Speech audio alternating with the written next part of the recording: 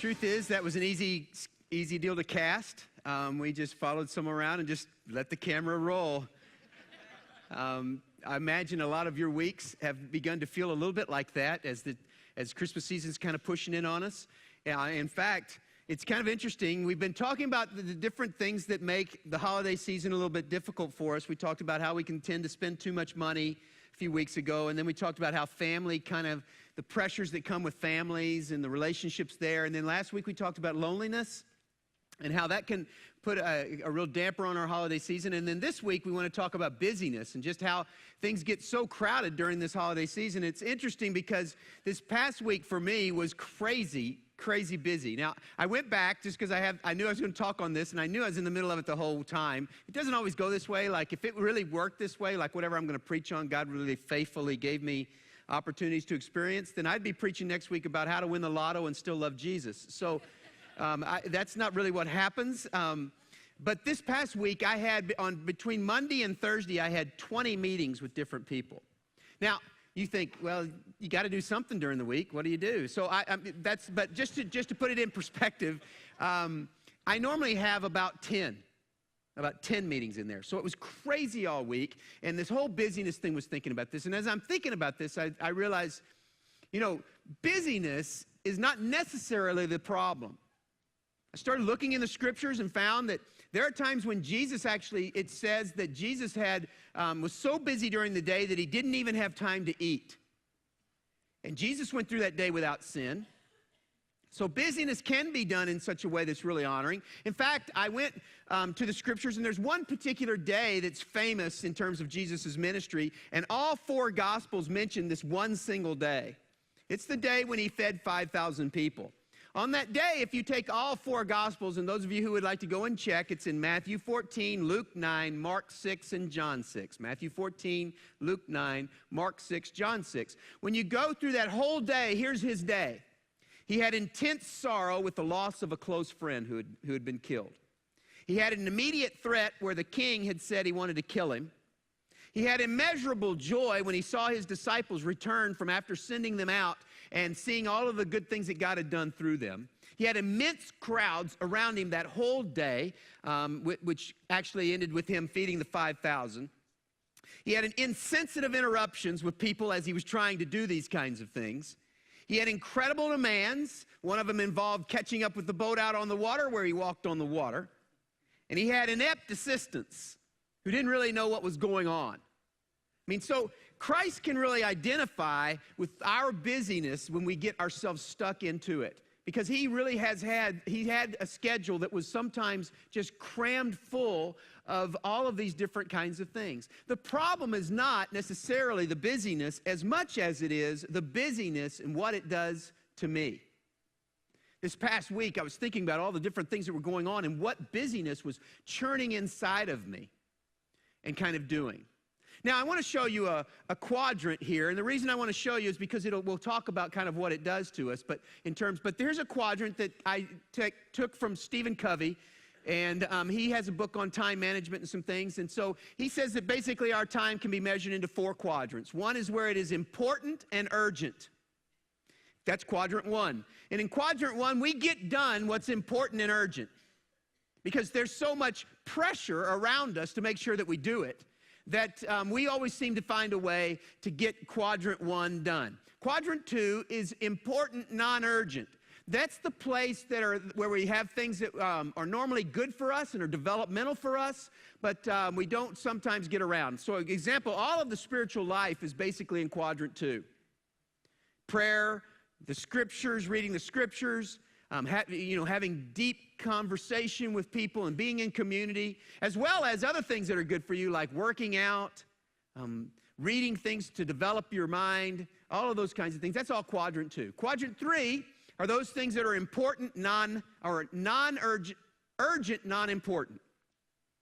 Now, non-important, urgent things we also get done. These are things that other people usually give us. Our boss, our spouse, our family, our church, say that we got to get this thing done. It's urgent. It's really urgent, but you wonder sometimes whether it's really important or not. And these kinds of things really grate on us, especially when our time is limited. And then quadrant 4 is that place, that magic place that we all love to run to, where we veg and we look for things in there. It's basically a place of amusement, the lack of thought. That's what it means to be amused, to where you don't have to think about something. Now, here's what happens is that when quadrant 1 and quadrant 3 get super, super stuffed full, the place to go to really refresh yourself is to quadrant 2. But we don't go there, do we? We run to that magic place, quadrant 4. So I was thinking this week about the kinds of different things that it means when I have a busy schedule and what it does for me. And the first thing that it does to me is it causes me to hurry and miss the moment. It causes me to hurry at such a pace that I actually miss the moment. I realized when I had schedules and appointments that were back to back to back to back that there were times when this particular, now please don't be offended if you met with me this past week, but this, if I was in an appointment and I knew what was coming next, I was thinking about what was coming and how I was going to make sure I got there on time or how I was going to manage to get this one ended. And I was never fully, not never, but it was more difficult for me to be fully in the moment. So the first thing is as I hurry, this busyness causes me to hurry and miss the moments of what I'm going on. It even goes deeper, though. It's a little bit worse than that. And it is that not only did I miss them and hurry through them, I began to resent them. You guys know what I mean? When there's schedule on, is when you got meeting upon meeting or demands upon demands upon demands, suddenly some of the things that are stacking up on you, you begin to resent and your attitude goes bad. You resent some of the opportunities that are actually in front of you. It's not impossible to imagine that someone in this room this past week had the opportunity to spend discretionary funds on a person they loved. That ought to be a joyous, wonderful occasion. You're in a situation where you actually have discretionary funds that you can spend on someone you love. And yet, if we were really honest, there are some of us in the room that were during that time, we were ticked. Why is it that during the Christmas season, when all of these people are taking discretionary funds and spending it and spreading good cheer and peace on earth, that they're the most angry crowds in any shopping mall ever? It's because of the pressure that comes around the Christmas season, and we begin to not only rush through and miss the opportunities, but we begin to resent them. And lastly, the reason that hurry and busyness can be a problem for us is where it causes us to spend our time. We block and work and guard and push to be able to get some kind of a time blocked out where there's nothing except for me time, the stuff that I want. And at that time, where is it that we run? We always run to quadrant 4. And then we find ourselves saying things like, yeah, I'd like to talk to him, but tell him I can't talk now. I'm in the middle of a rerun. The kinds of things that busyness does to our heart and does to the relationships around us becomes really destructive. Now, I saw all of these in me. So I'm assuming, although it may not be fair, I'm assuming that you've experienced some of this. There are some questions that I use to diagnose what's going on inside of my soul. I have found them to be very helpful. I've got 4 questions I ask on a regular basis. I've given these to you before, but I want to give them to you again just to get an idea of what is the state of the rushing around in you. What is the condition of your soul during this wonderful time of year? And the first one is this: how quickly do I get angry? How quickly do I get mad? Secondly, how quickly do I get discouraged? How much does it take to really throw me into the dump? Thirdly, how much do I care about the things I care about? Now, I'm not arguing with you about what you care about. You just pick it. Your job, your hobbies, your family, your spouse, your whatever. I have found that as the condition of my soul begins to shrivel a little bit, even the things I dearly love tend to not, I tend to act like I don't really love them. Now, I know my wife's not here, so I can say this, but even in the midst of those kinds of things, the relationships that are most dear to me, when my soul begins to shrivel up, I don't act like they're dear to me. And the truth is I don't feel it either. So how quickly do I get angry? How quickly do I get discouraged? How much do I care about the things I care about? And then finally, is the road that I'm on leading me to where I want to go?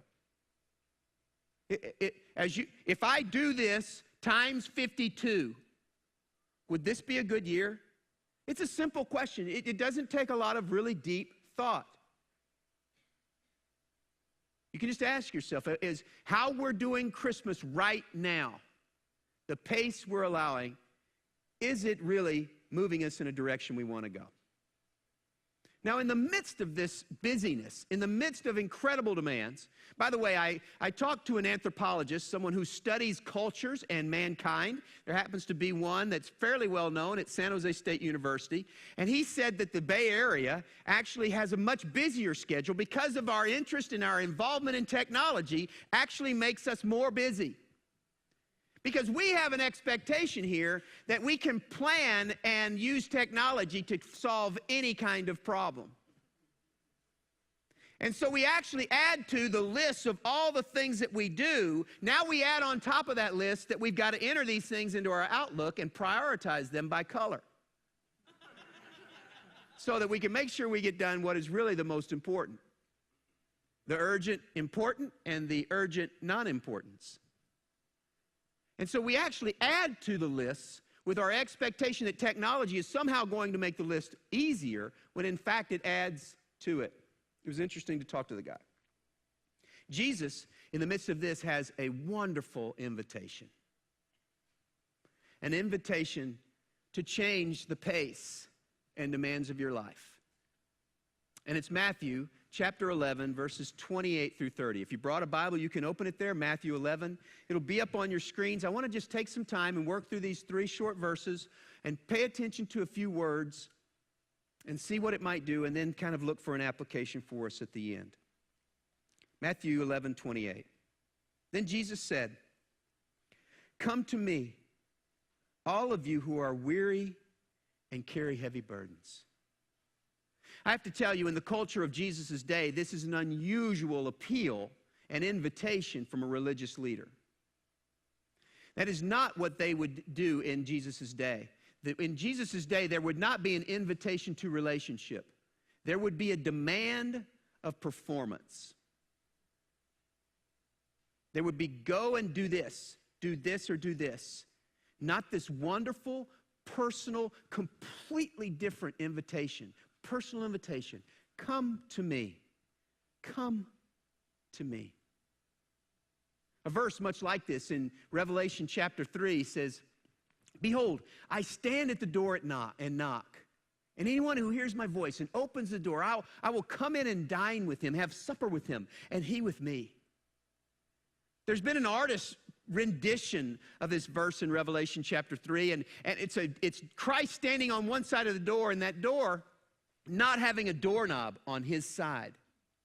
That he can't really force his way in. That to enter into relationship, it can only happen when we submit and invite and open the door and invite him in. This wonderful invitation that the God of the universe, this season, this Advent season, which means the visitation, that God would visit us so that relationship is made possible. That God so loved us that even when our worst moments, Romans 5 that Micah read, even in our worst moments, God still came for us.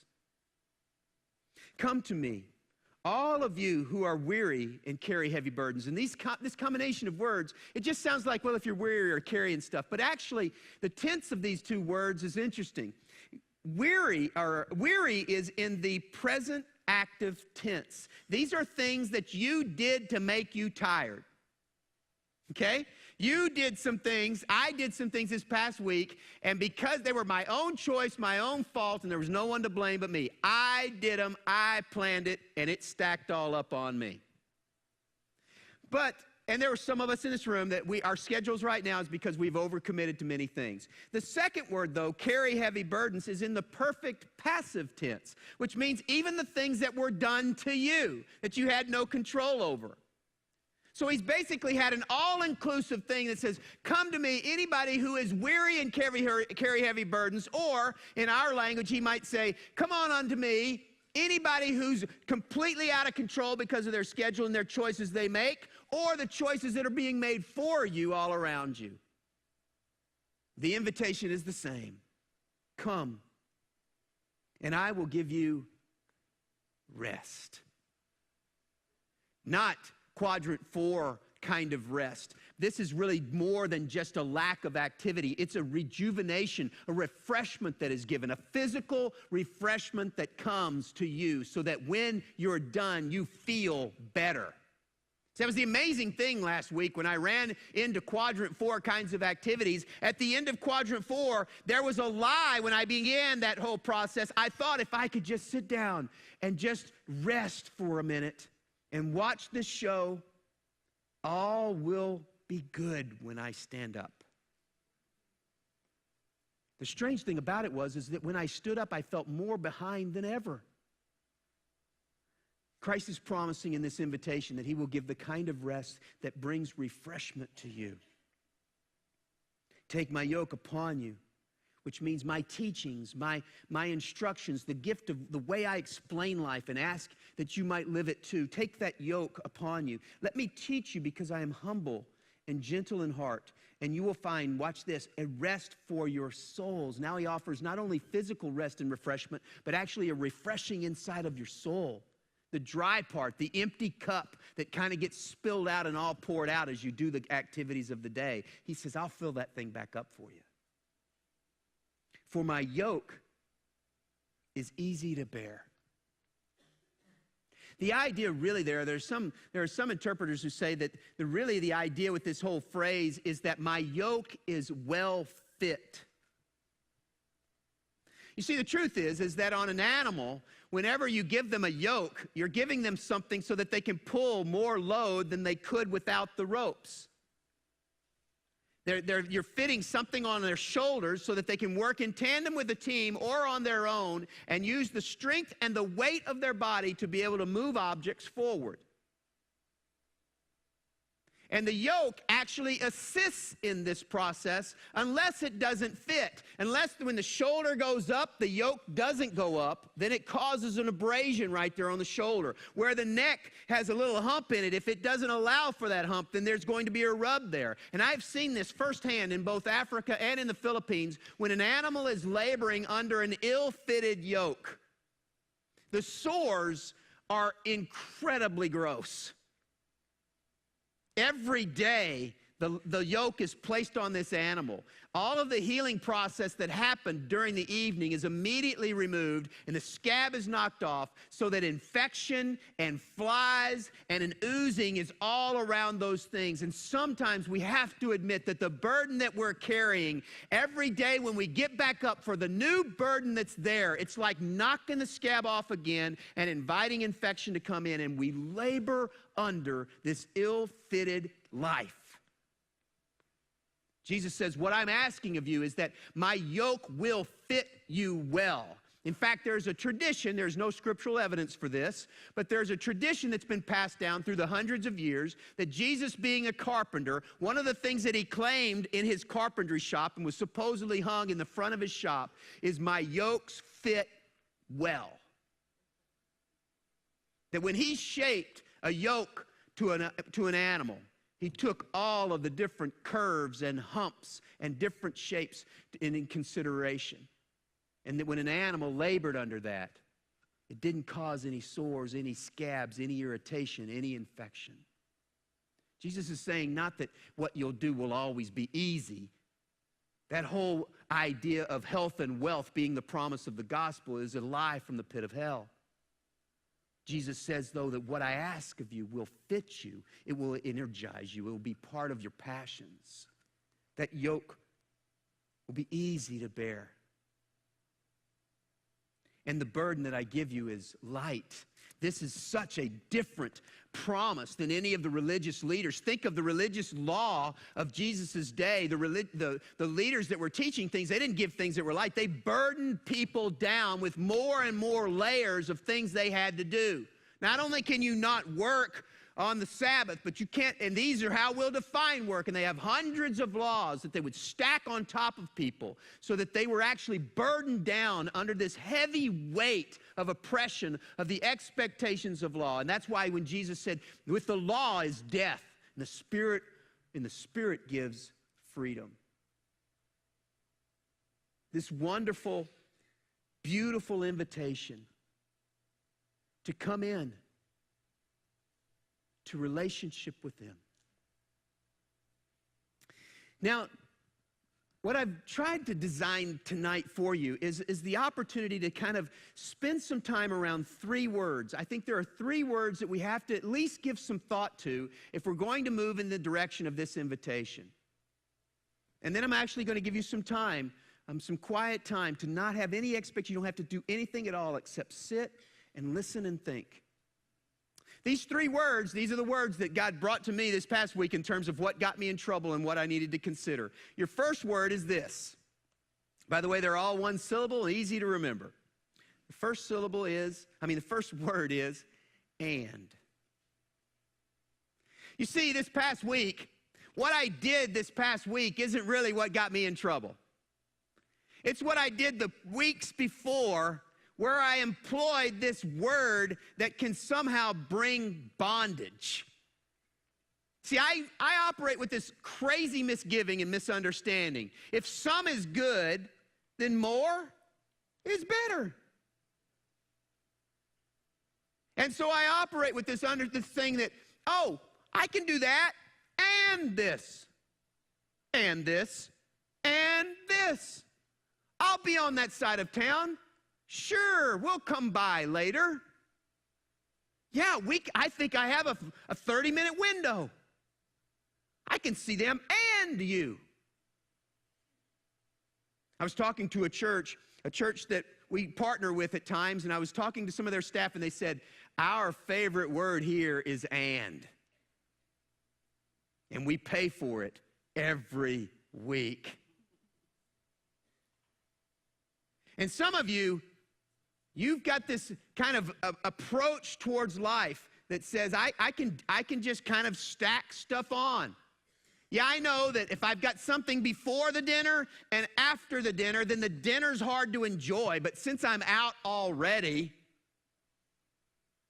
I can go there and go there. Now, this takes incredible wisdom to be able to discern how much of the and you can employ. But some of us hardly ever make a sentence without this thought. The second word I want to give you is a word that takes great courage to use and is very dangerous and powerful. It's the word no. You see, because when you wield this word, people will be hurt.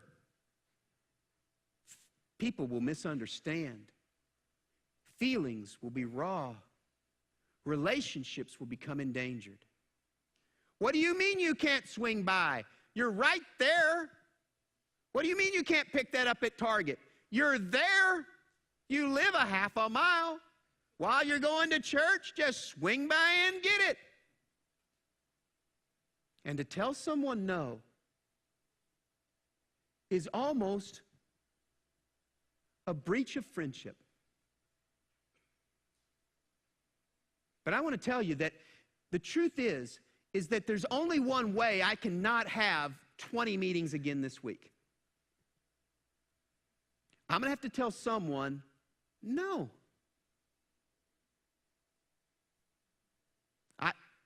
I can't see you then. Here's an amazing thing. I serve on a staff of wonderfully gifted pastors. See them. But I'm so, to say this word, you've got, because sometimes I'm so concerned about what you're going to think about me that I don't have the courage to say no, because based on what I think maybe God is asking of me or what God might think. I know this is hard. This is very, very difficult. But if a schedule, here it's really quite simple. If a schedule is going to be less busy, something's got to be eliminated. Right? So think a little. Where is it that you can employ the word no? One final word. Not only and, but no. And this final word is help. Help. And I know your immediate response in this is, well, you don't understand. I'm alone. I don't have anyone to help me. To which I would reply, it's a lie. I know that offends you. And for that, I'm sorry. But the truth is, we've been offering for weeks up here to help make the holiday season more bearable for you. We've offered our help. We have groups lined up to help, waiting for opportunities to help. Help. I know this word takes incredible humility, because I know that it's an admission in our culture. If you ask for help, then that means you can't handle it. You don't have it. Thought you were capable. To go to your boss and say, excuse me, but I know I thought I could get this done, but help. It's like, oh my gosh. It takes incredible humility. If something's got to be eliminated for you to get a hold of your schedule. Here's what I know by the authority of God's word. He wants room in your Christmas season for Christ. And some of you need help. And you're going to have to ask. There's another group, though, around this word I want to just kind of challenge you with. There are some of you in the room that you need to be able to see what's needed and respond and help without being asked. I don't know what it is about the Christmas season. That video is painfully accurate. And that in some situations, now guys, relax, this isn't in every home, but in some homes, the women bear the brunt of the holiday crunch.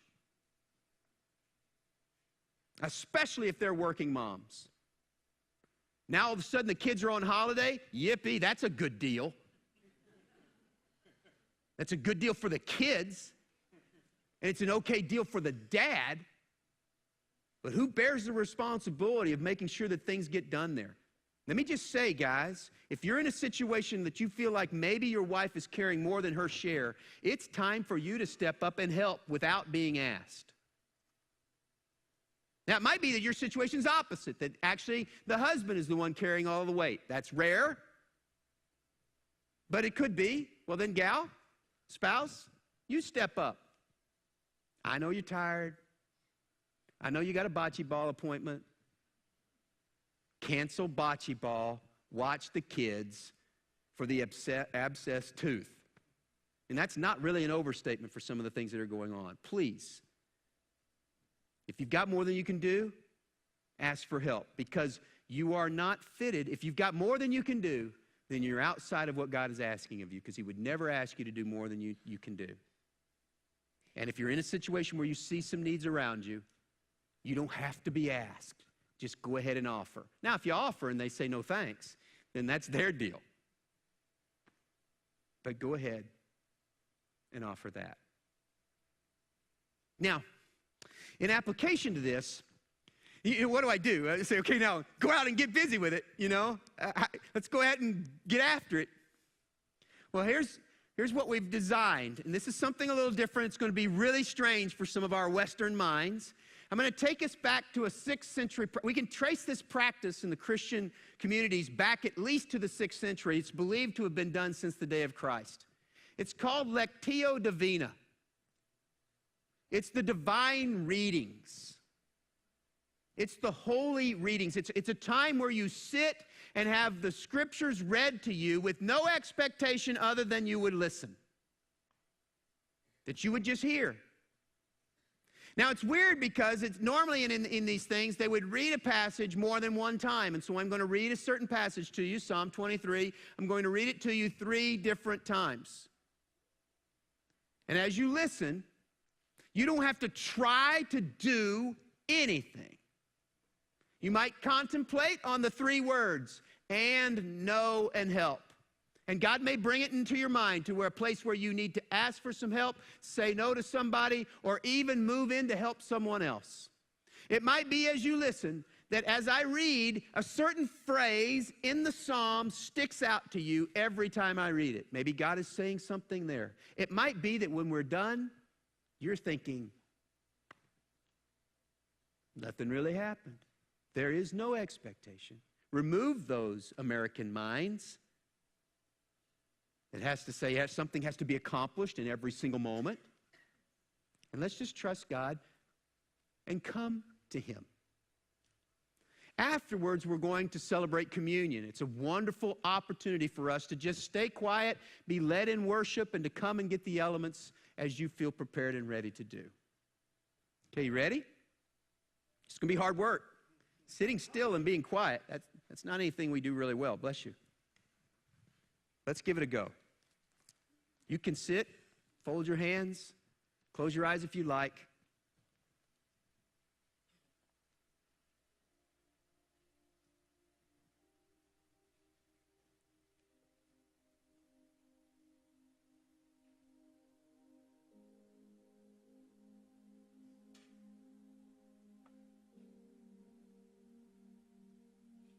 Psalm 23.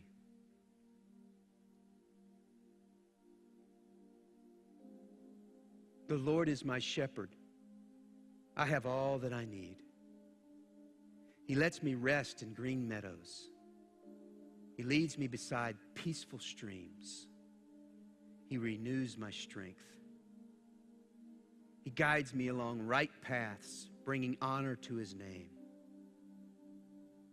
Even when I walk through the darkest valley, I will not be afraid, for you are close beside me. Your rod and your staff protect and comfort me. You prepare a feast for me in the presence of my enemies. You honor me by anointing my head with oil. My cup overflows with blessings. Surely your goodness and unfailing love will pursue me all the days of my life, and I will live in the house of the Lord forever.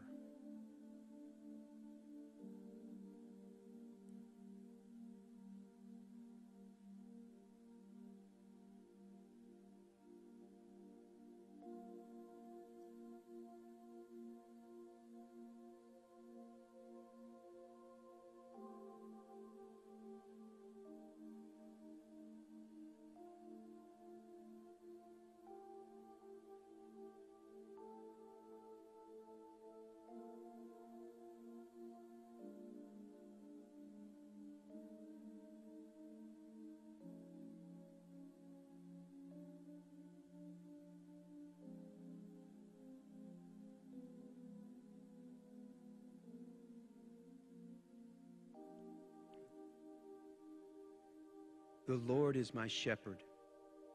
I have all that I need. He lets me rest in green meadows. He leads me beside peaceful streams. He renews my strength. He guides me along right paths, bringing honor to His name. Even when I walk through the darkest valley, I will not be afraid, for you are close beside me. Your rod and your staff protect and comfort me. You prepare a feast for me in the presence of my enemies. You honor me by anointing my head with oil. My cup overflows with blessings. Surely your goodness and unfailing love will pursue me all the days of my life, and I will live in the house of the Lord forever.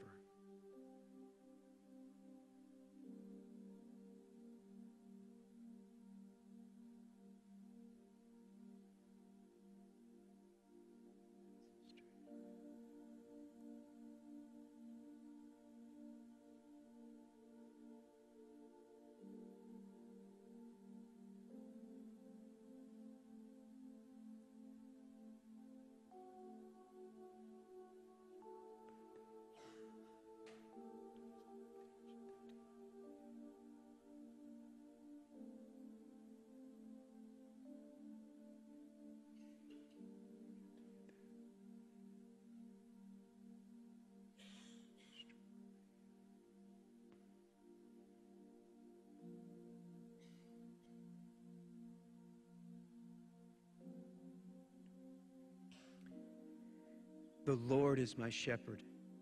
I have all that I need. He lets me rest in green meadows. He leads me beside peaceful streams. He renews my strength.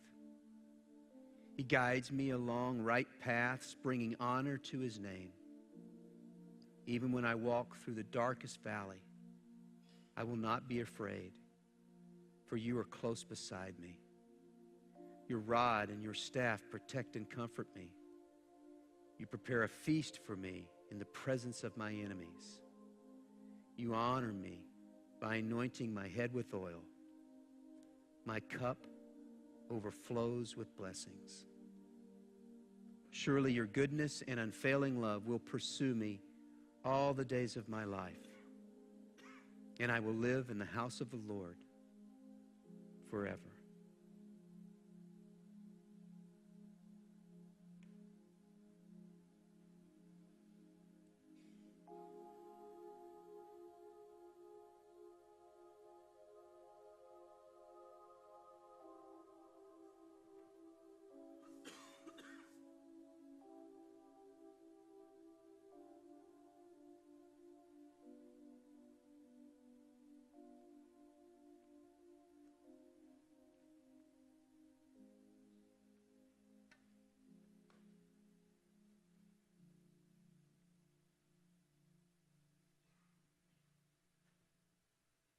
Thank you for the invitation to come.